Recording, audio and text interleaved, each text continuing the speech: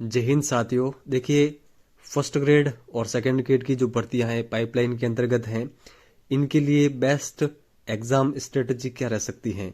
मैंने third grade के exam कौन सी स्ट्रेटजी अपनाई थी जिसके कारण मेरा फाइनल सिलेक्शन हुआ, वो मैं आपके सामने यहाँ पर शेयर कर रहा हूँ। अगर आप इसको फॉलो करके अपनी स्टडी को करेंगे, निश्चित ही फर्स्ट ग्रेड या फिर सेकंड ग्रेड जो भी आपका टारगेट है उसमें आपको सफलता जरूर मिलेगी। अब देखिए, जो ये चीज़ें मैं बता रहा हूँ इनको 80% स्टूडेंट फॉलो नहीं कर पाएंगे, केवल 20% स्टूडेंट फॉलो कर पाएंगे। तो जो 20% स्टूडेंट इनको फॉलो करेंगे, निश्चित ही मुझे पूरा विश्वास है कि वो बाकी 80% स्टूडेंट से तो आगे ही रहेंगे। लेकिन इस जो ये चीज़ें जो मैं आपको यहाँ पर इस वीडियो में बताऊंगा, इनको फॉलो करना काफ़ी अधिक कठिन है। लेकिन जो कठिन रास्तों को अपनाते हैं वही फाइनल सिलेक्शन लेते हैं। तो देखिए, फर्स्ट ग्रेड के अंतर्गत आप सभी को पता है कि दो पेपर के अंतर्गत हमारा एग्जाम होता है। फर्स्ट पेपर जीके का, सेकंड हमारा सब्जेक्ट का। देखिए, अगर आप न्यू स्टूडेंट हैं तो आपके लिए यहाँ पर मैं सजेस्ट कर रहा हूँ कि आपको 70-30 का रेशियो रखना है।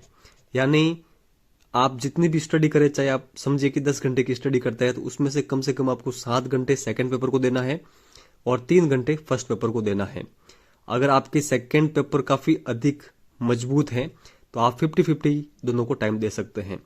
लेकिन अगर आपका सेकंड पेपर मजबूत नहीं है तो आपको अधिक ध्यान है वो सेकंड पेपर पर देना है, क्योंकि आपके सिलेक्शन में 80% जो भागीदारी है वो सेकंड पेपर की रहती है। अगर इसके अंतर्गत आपका स्कोर अच्छा है तो ये आपका सिलेक्शन होगा। फर्स्ट पेपर इस बार काफ़ी अधिक स्टूडेंट का हुआ है कि फर्स्ट पेपर में उनका केवल उन्होंने क्वालिफाई किया है, सेकंड पेपर के कारण उनका सिलेक्शन हुआ है। तो इतनी भागीदारी रहती है फर्स्ट पेपर की। मेन सिलेक्शन में जो भागीदारी है वो सेकंड पेपर की होती है। तो अब देखिए, इन जो इम्पोर्टेंट पॉइंट्स मैंने लिखे हैं, अगर आप इनको फॉलो करेंगे तो निश्चित ही आप सिलेक्शन लेके जाएंगे। देखिए, फर्स्ट पॉइंट है डेली स्टडी का। देखिए, अधिकतर स्टूडेंट क्या होते हैं, स्टार्टिंग में जब भी विज्ञप्तियां आती हैं तो वो 7 घंटे 10 घंटे या 15 घंटे तक पढ़ते हैं। लेकिन विज्ञप्ति आने के बाद में वापस उनके अंदर का जो वो जोश है विज्ञप्ति आने वाले दिन का, वो कम हो जाता है। धीरे धीरे वो स्टडी कम कर लेते हैं। एक समय ऐसा आता है कि स्टडी कंप्लीटली स्टॉप कर लेते हैं, बाद में जब भी एग्जाम डेट आती है तब वापस स्टडी करते हैं। ऐसा बिल्कुल नहीं होना चाहिए। आप चाहे डेली 6 से 7 घंटा स्टडी करें, लेकिन आपको डेली स्टडी करनी है, तभी आप कुछ अच्छा अपना जो परफॉर्मेंस है वो दे पाएंगे। कंटिन्यूस स्टडी करनी है, ठीक है। डेली स्टडी और कंटिन्यूस स्टडी दोनों एक ही पॉइंट है। अगर आप लगातार स्टडी नहीं करेंगे तो आप पिछड़ जाएंगे। आपको कछुए वाली चाल चलनी ही होगी, खरगोश वाली चाल आपके कहीं पर भी काम नहीं आएगी। आपको कंटिन्यूस रूप से अपनी स्टडी करनी है, तभी आप सिलेक्शन ले पाएंगे। और मैंने भी थर्ड ग्रेड के अंतर्गत ये चीज़ें फॉलो की है, इसलिए आपको यहाँ पर ये बता रहा हूँ। ये सबसे इंपॉर्टेंट चीज़ें हैं, लोग इसको इग्नोर करते हैं। थर्ड पॉइंट देखिए, सबसे अधिक चीज जो इम्पोर्टेंट है वो है रिवीजन। आप जो भी डेली स्टडी करें उनका बार बार आपका रिवीजन होना चाहिए। जैसे कि आज आपने जो भी पढ़ा है, शाम को आप उसका रिवीजन कर लें। 4-5 दिन के बाद में वापस उसी चीज़ को रिवीजन करें। 15 दिन के बाद में रिवीजन करें। 1 महीने के बाद में वापस उसका रिवीजन करें। ये चीज़ें देखिए कंपलसरी है। अगर आप रिवीजन नहीं करेंगे तो भी सिलेक्शन ले पाना काफ़ी अधिक मुश्किल हो जाता है। तो रिवीजन पर भी आपको फोकस करना होगा। आगे देखिए, जो भी आपका सिलेबस हो फर्स्ट पेपर का सेकंड पेपर का, वो आपके सामने होना चाहिए। उसका प्रिंट आउट आपको निकलवा लेना है, एनी टाइम आपके सामने होना चाहिए, ताकि आपको पता चल सके कि मेरा कितना कोर्स हो चुका है, कौन कौन से टॉपिक सिलेबस के अंतर्गत हैं, कौन से मुझे पढ़ने हैं और कौन से छोड़ने हैं। तो इन चीज़ों का ध्यान रखना भी काफ़ी अधिक आवश्यक होता है। सेकंड, आगे यहाँ पर जो चीज़ है वो है लिमिटेड सोर्स आपको रखना है। देखिए, कम से कम पुस्तकें लानी है। चाहे आपको देखिए, आपके पास अगर चाहे आपके नोट्स हैं तो मेरे हिसाब से आपके नोट्स ही सफिशिएंट है। बुक्स आपको पढ़ने की आवश्यकता ही नहीं है, क्योंकि आप जितने अधिक बुक्स लाएंगे आपके सिलेक्शन के चांसेस है वो उतने ही कम होंगे। तो कोई भी एक ऑथेंटिक आप बुक ला सकते हैं, उसका ही बार बार रिवीजन करें, उसके शॉर्ट नोट्स बनाएं। ठीक है। आगे का जो पॉइंट मैंने ये लिखा है शॉर्ट नोट्स का, जो भी आप अपने नोट्स के अंतर्गत पढ़े, बुक्स के अंतर्गत, चाहे एनसीईआरटी की बुक्स हो, कौन सी भी बुक्स हो, उनके शॉर्ट नोट्स जरूर बनाने हैं, ताकि एग्जाम के टाइम आप उनका अधिक से अधिक फास्ट तरीके से रिवीजन कर पाएं।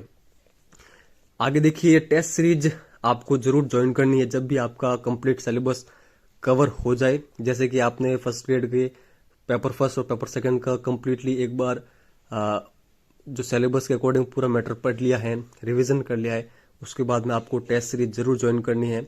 ये टेस्ट सीरीज अगर आप ज्वाइन करेंगे तभी आपको आपकी कमजोरियों का पता चलेगा, आपको अपनी तैयारी किस प्रकार और मजबूत करनी है उसका पता चलेगा।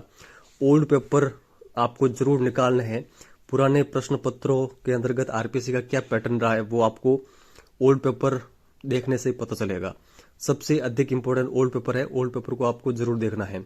और ये सब चीजें मैंने की है, तभी थर्ड ग्रेड के अंतर्गत अच्छा स्कोर रहा है और फाइनल सिलेक्शन हुआ है।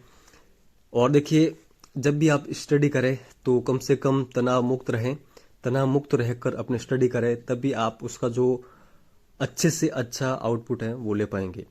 तो आप तनाव मुक्त रहिए और अपने अच्छे से स्टडी करिए। आपके पास अब देखिए खूब समय है।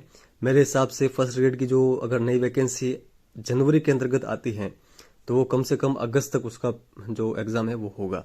तो आपके पास में जो भी ये 6-7 महीने हैं उसके अंतर्गत अगर आप अच्छे से स्टडी करें तो आप अपना फाइनल सिलेक्शन ले सकते हैं। और देखिए, कुछ चीजें छोड़ने को मैं आपको यहाँ पर कहूंगा, इन चीजों को छोड़ना काफी अधिक जरूरी है, नहीं तो आपका जो समय है वो इस तरह से चला जाएगा कि आप कुछ भी इन वैकेंसियों के अंतर्गत अपना स्थान नहीं ले पाएंगे। देखिए, सबसे पहले जितने भी सोशल मीडिया अकाउंट्स है आपके, उनसे आपको दूरी बना लेनी चाहिए, चाहे व्हाट्सएप हो, इंस्टाग्राम हो, फेसबुक हो, और भी जो भी सोशल मीडिया के ऐप्स हैं जिनके कारण आपका समय खराब होता है, उनसे आपको दूरी बना लेनी चाहिए।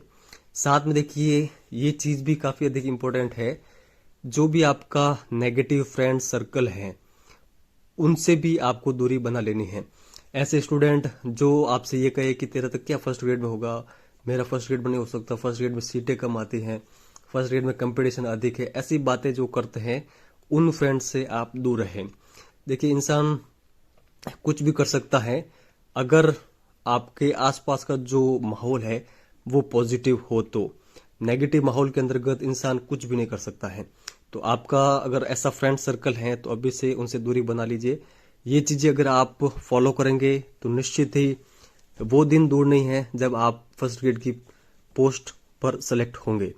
इन चीजों को जरूर फॉलो करिएगा, मैंने भी ये फॉलो की है, थर्ड ग्रेड के अंतर्गत मेरा चयन हुआ है।